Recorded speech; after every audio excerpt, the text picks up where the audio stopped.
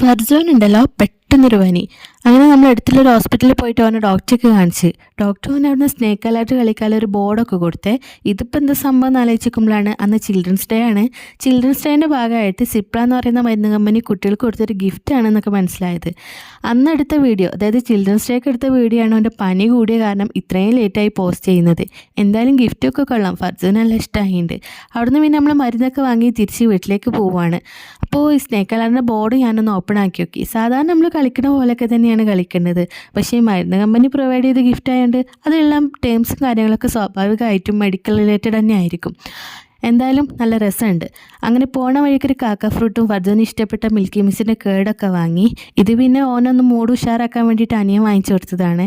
ഇതിലുള്ള സ്റ്റിക്കൊക്കെ കണക്ട് ചെയ്ത് വെച്ചാൽ ഇതിൻ്റെ ബാക്കിലുള്ള ഡിസൈൻസിലൊക്കെ ഓരോന്നും ഉണ്ടാക്കാൻ പറ്റും. അപ്പോൾ ഇത്രയൊക്കെയുള്ളൂ ഇന്നത്തെ വീഡിയോ. വീണ്ടും കാണാം. അതുവരേക്കും ബൈ.